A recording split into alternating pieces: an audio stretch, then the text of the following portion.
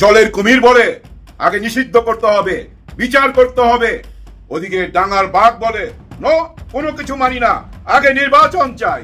Yunus sir কোন দিকে যাবে? ভিডিওর শুরুতে আপনাদেরকে গায়ের পশম দাঁড়ানোর মতন একটা তথ্য দিয়ে শুরু করছি। আসো মজা দেখাবো। এটা একটা মেসেজ কাদের জন্য? ভারতের জন্য।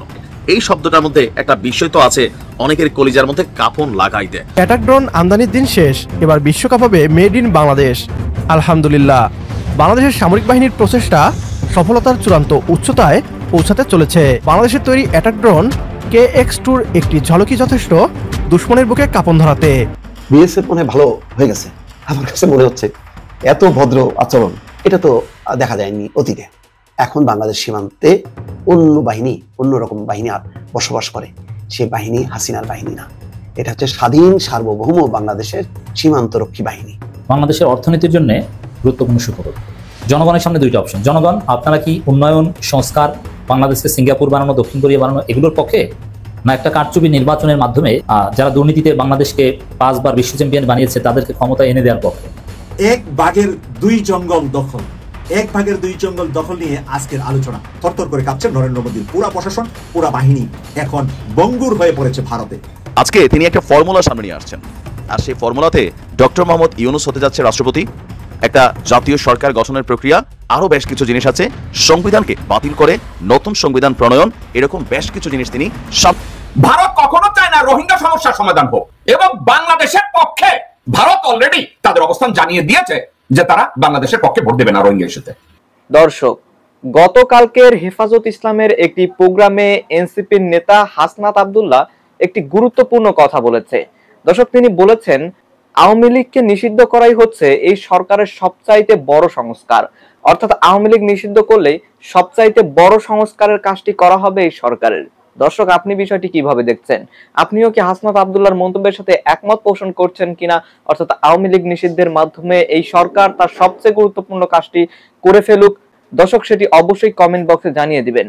এমনকি দর্শক, ইতিমধ্যেই একটি আলোচনা কিন্তু হচ্ছে যে সরকার মানবিক করিডোর দেওয়ার ব্যাপারে আন্তর্জাতিক মহলের সাথে কিছুটা আলোচনা করেছে। প্রিয় দর্শক, একজন সাধারণ নাগরিক হিসেবে আপনি আসলে কিভাবে দেখছেন বিষয়টা?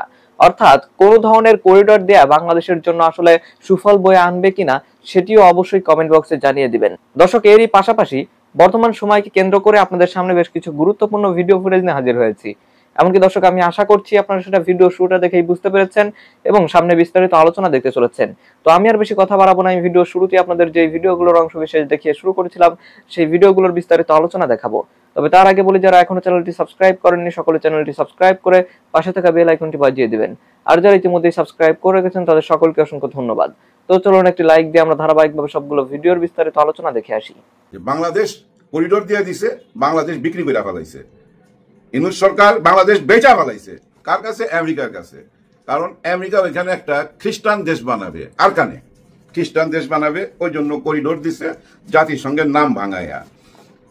আরকান একটা খ্রিস্টান রাষ্ট্র হবে, এটার জন্য প্রচুর টাকা ইনভেস্ট করবে আমেরিকা। কারণ কি ভাই, ওইটা খ্রিস্টান রাষ্ট্র হবে কি কইরা? ওখানে সংখ্যালঘুকে, ওইখানে তো সংখ্যালঘু খ্রিস্টান, ওইখানে ম্যাক্সিমাম মানুষই তো মনে করেন 60-70% মানুষই বৌদ্ধিস্ট, তারপরে কিছু অংশ মুসলমান, অন্য ধর্ম, শেষের দিকে খ্রিস্টান। ওই সংখ্যালঘুদের জন্য ওইখানে একটা দেশ বানায় দিবে আমেরিকা। আর আরকানে যে যুদ্ধ করতেছে যারা, ওদেরকে বলা হয় জঙ্গি, দেশদ্রোহী, কিন্তু ওরা কিন্তু স্বাধীনতাকামী, মুক্তিযোদ্ধা। ওরা কারা? ওরা কারা? ওরা সব খ্রিস্টান না? যাই না বুঝছেন, একটা কিছু বইলা দিলেই হয়। আরে ভারতকে যদি বলতো এই করিডোর দিতে, জানেন, লাফায়া দিয়ে দিত। এটা একটা ইজ্জতের ব্যাপার তো, সম্মানের ব্যাপার তো। কথাটা কি? মানবিক করিডোর কাকে দিচ্ছে? আরকানকে। আরকানকে যে দিচ্ছে, মায়ানমার কি জানে না? বার্মা, মায়ানমার জানে না যে দিবে? তাদের অনুমতি আছে না? আরকান যারা মুক্তিযোদ্ধা তাদের অনুমতি আছে না? চীনের অনুমতি আছে না? আমেরিকা জানে না? সবাই তো জানে। এটা একটা ইজ্জতের ব্যাপার। কারণ কি জানেন, এই আরকানে যে যুদ্ধ চলতেছে ওর একটা অংশের মধ্যে না অভাব দেখা দিচ্ছে, অভাব। আমাদের এখানে যে 74 সালে যে দুর্ভিক্ষ হয়েছিল, ওরকম একটা দুর্ভিক্ষ সম্ভাবনা দেখা দিছে। ওখানে খাদ্য পৌঁছাইতে হবে, আর এই খাদ্য কে নিয়ে যাবে? জাতিসংঘে তার তত্ত্বাবধানে নিয়ে যাবে।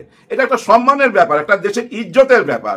মনে করেন ইউনূস স্যার নাই, আওয়ামী লীগ সরকার যদি থাকতো, আমেরিকা যদি বলতো, জাতিসংঘ যদি বলতো, চীন যদি বলতো যে এখানে একটা করিডোর দেন, হ্যাঁ মানবিক কারণে, মানবিক করিডোর, শেখ হাসিনা কি দিত না? অবশ্যই দিত। ভারত তো এখনো আফসোস করে মরতেছে যে তাদেরকে কেন জাতিসংঘ অফার দিল না, কারণ ভারত দিয়েও কিন্তু ওই আরকান হইয়া ওই স্পটে যাওয়া যায় যেখানে দুর্ভিক্ষ দেখা দিছে, ওইখানে খাদ্য পাঠাবে, কারণ খাদ্যের সঙ্গে আর্মস পাঠাবে না কি পাঠাবে জাতিসংঘ তো দেখবে। জাতিসংঘের ইউএন থেকে আমাদের দেশের সোলজার, সব দেশের সোলজার এরকম বিভিন্ন দেশে যায় মানুষের কল্যাণে কাজ করতেছে না? এখানেও তো করবে এই করিডোরে। এখানে লুকা ছাপার কি আছে? ওই যে ইনারা আবার বলতেছে সেন্ট মার্টিন নাকি দিয়ে দিবে। হাসিনা বলছিল আমি যদি সেন্ট মার্টিন দিতাম তাহলে আমি এই দেশে আজীবন থাকতে পারতাম। হ্যাঁ, উনি যদি সেন্ট মার্টিন দিয়ে দিত আমেরিকাকে তাহলে আজীবন থাকতে পারতো, এরকম একটা অফার দিছে। সে অফারটা উনি গ্রহণ করে নাই। তো সেন্ট মার্টিন কি নিয়ে গেছে? কে নিবে ভাই? কার দেশ কে নিয়ে যায়? বুঝিনি তো। আর ডক্টর মোহাম্মদ ইউনূস স্যার পৃথিবীর বড় বড় দেশে অ্যাডভাইস কইরা ঘুরে বেড়ায়। হ্যাঁ, আপনার কাজই তো অ্যাডভাইস করা, হ্যাঁ লেকচার দেওয়া। ওই যে চীনের একটা রাজ্য হাইওয়ান, ওইখানকার যে গভর্নমেন্ট ছিলেন, ওই গভর্নমেন্টের উপদেষ্টা ছিলেন আমাদের ইউনূস স্যার। তার মানে উনি কি রাজনৈতিক অ্যাডভাইসই তো করতো, তাই না? উনি কি বুঝে না পৃথিবীর লোক কি ওনাকে ছাড় দিবে যদি একটা দেশ বিক্রি করে ফেলায়? আন্দা কুন্দা কথাবার্তা। যাই হোক, আমার এটা সাবজেক্ট না। আমার সাবজেক্ট বর্তমান সরকার মানে ডক্টর মোহাম্মদ ইউনূস স্যার কোথায় অবস্থান করতেছে। উনি এমন একটা জায়গায় অবস্থান করতেছে, জলে কুমির ডাঙায় বাঘ। এখন ওনার কি করা উচিত? মনে করেন যে আপনি এমন এক জায়গায় ফাইসা গেছেন যে জলে দেখতেছেন কুমির, নামা যাবে না, আর ডাঙায় বাঘ। আপনি আছেন গাছের ডালের মধ্যে বৈশা। আপনি কি করবেন? এখন চুপচাপ বৈশা থাকতে হবে, আর না হলে সিংহের মতো একটা গর্জন দিতে হবে। ওই কুমিরও ডুব দিবে, বাঘও ভাইগা যাবে।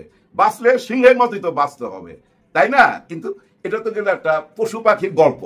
মানুষ হইলে কি করবেন আপনি? মানুষ হইলে এখন বুদ্ধির খেলা খেলবেন, এমন খেলা খেলবেন যেন সবাই মনে করে হ্যাঁ সরকার তো ফাইসা গেল, এখন কোন দিকে যাবে। দেখেন আজকে হেফাজতে ইসলাম, আজকে 3 তারিখ হেফাজতে ইসলাম আসছিলেন। আমি জানতাম ওনারা কি দাবি করবে, কারণ ওনাদের ওই যে 300-র উপরে গণহত্যা হয়েছে, ওই বিচারটা তো উনি চাইবেনি। এটাই তো অধিকার ওনার। কেন উনি ছাড় দিবেন? ওনাদের ডাকেই তো কত সন্তান চলে আসছে মাদ্রাসা থেকে, তাই না? কত মার বুক খালি হয়েছে। ওনারা বিচার চাইবেন না? এই বিচারটা কে করবে? কেউ তো এটা নিয়ে কথা বলে না ভাই। তাই ওনারা এটা বলছে। আরো কি বলছে? আগে চাই বিচার, তারপরে নির্বাচন। আগে বিচার চায়, তারপরে নির্বাচন চায়। এখন কি তাহলে ইউনূস স্যার সিংহের মতো একটা গর্জন দিবে? না, তা করবে না। উনি যেটুক করার কইরা ফেলছে, সংস্কার যেটুক হওয়ার হয়ে গেছে। সংস্কার সংস্কার আর শুনতে ভাল লাগবে না, এটা তিতা হয়ে গেছে। কিন্তু এটা উনিও বুঝা ফেলাইছে। ওনার যেটুক কাজ করার কইরা ফেলছে। যেটা এখন মঞ্চ থেকে যে আওয়াজগুলো উঠতেছে, আওয়াজগুলা কি? আওয়ামী লীগকে নিষিদ্ধ করতে হবে, আওয়ামী লীগের বিচার করতে হবে, মানে শেখ হাসিনার বিচার করতে হবে। বিচার আর নিষিদ্ধ, এইটাই তো এখন সংস্কার। এর বাইরে আর কোন সংস্কার এখন মাঠে আছে? তাহলে সরকার এখন কি করবে? সরকার এখন ওই যে সিংহের মতো, সিংহ দেখবে যে চুপচাপ বসে থাকে, ঝিম মাইরা, শুধু চোখের পাতা এদিক আর ওদিক নাড়ে আর ঝিম মাইরা থাকে। ওরকম ঝিম মাইরা থাকবে। সরকার তো আগেই বলে দিছে ভাই, আওয়ামী লীগ নির্বাচন করবে কি করবে না এটা আওয়ামী লীগের ব্যাপার, হ্যাঁ শেখ হাসিনার ব্যাপার, ওনার দলের ব্যাপার। সরকার তো তার যা জানাইবার জানাই দিছে। আর সংস্কার করার দরকার নাই স্যার, অনেক সংস্কার কইরা ফেলছেন। আপনার যেটুক সংস্কার করার সেটুক হয়ে গেছে। ময়দানের মধ্যে আপনার লোকজন নাইমা গেছে।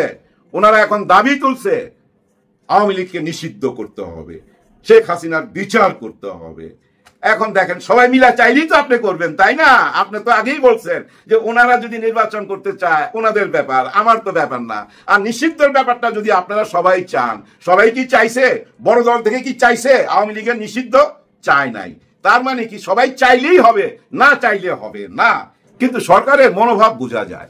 বিএসএফ মনে ভালো হয়ে গেছে। আমার কাছে মনে হচ্ছে যে এত ভদ্র আচরণ এবং ভদ্ররূপী আচরণ এটা তো দেখা যায়নি অতীতে। কি কারণে? এটা কি ঠেলায় পড়ে নাকি অন্য কি কারণে বোঝা বড় মুশকিল। দর্শক, কেন কথাগুলো বললাম?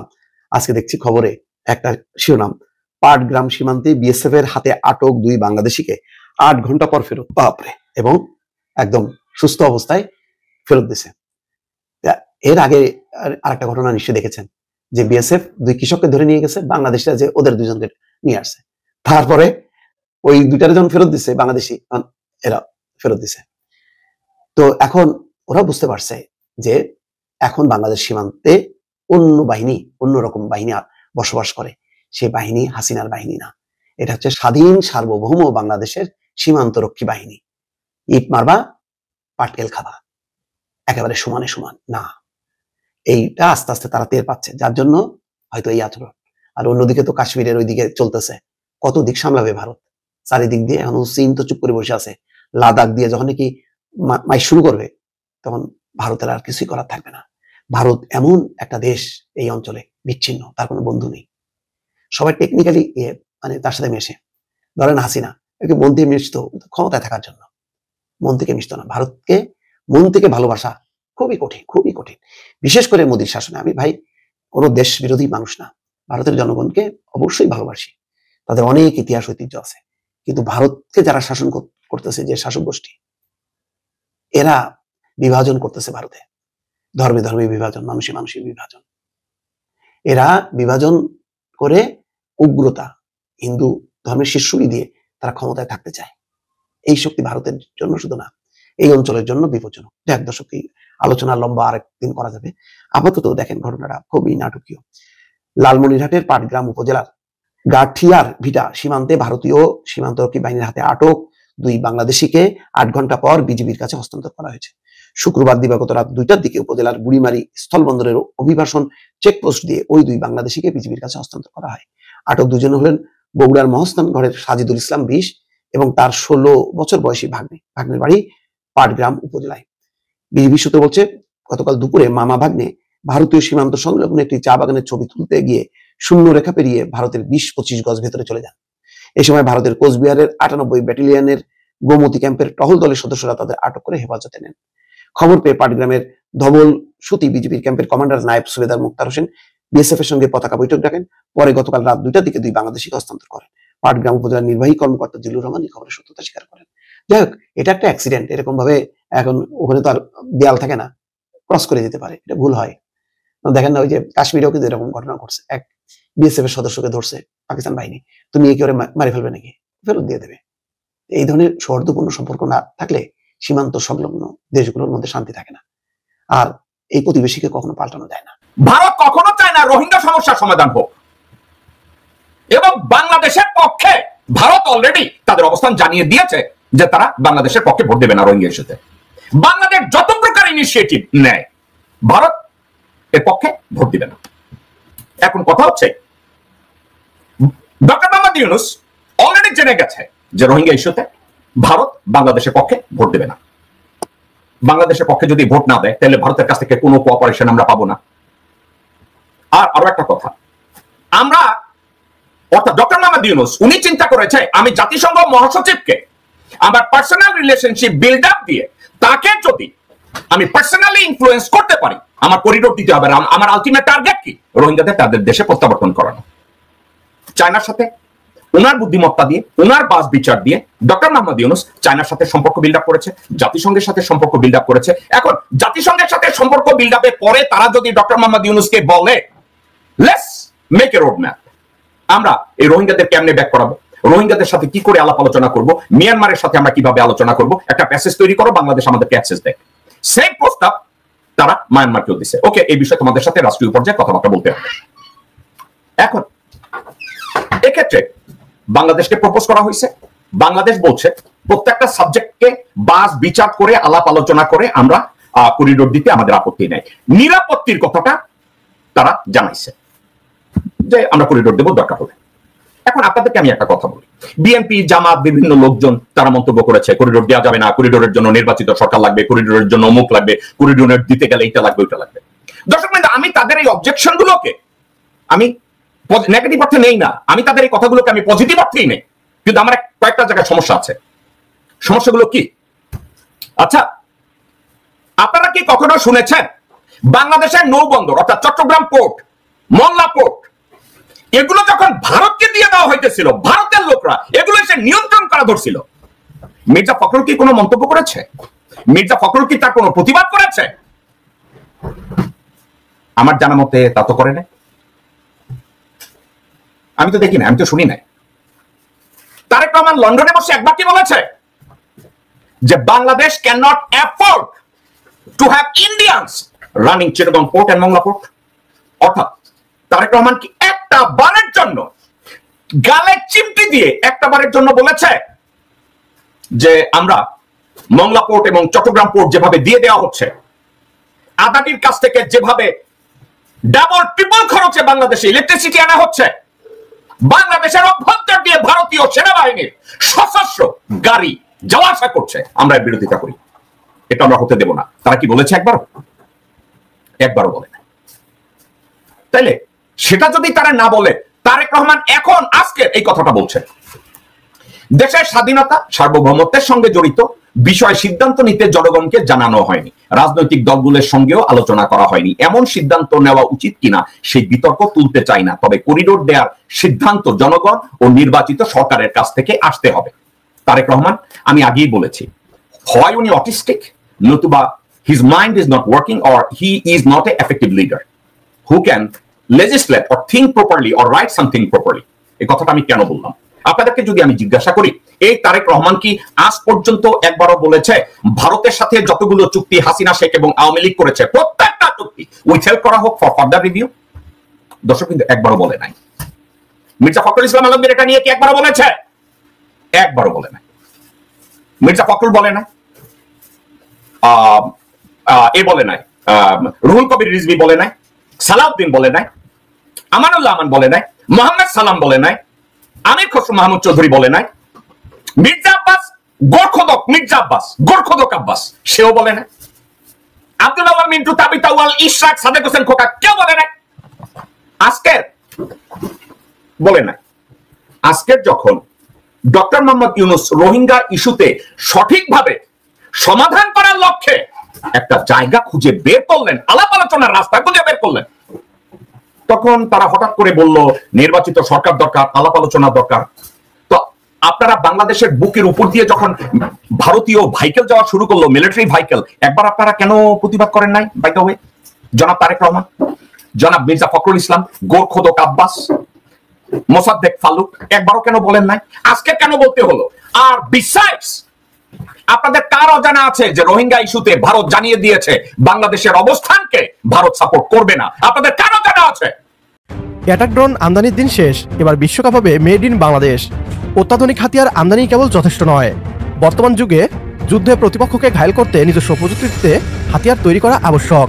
সামরিক অস্ত্র কেবল আমদানি করে যুদ্ধে জেতা সম্ভব নয়, বাংলাদেশ তা উপলব্ধি করতে পেরেছে।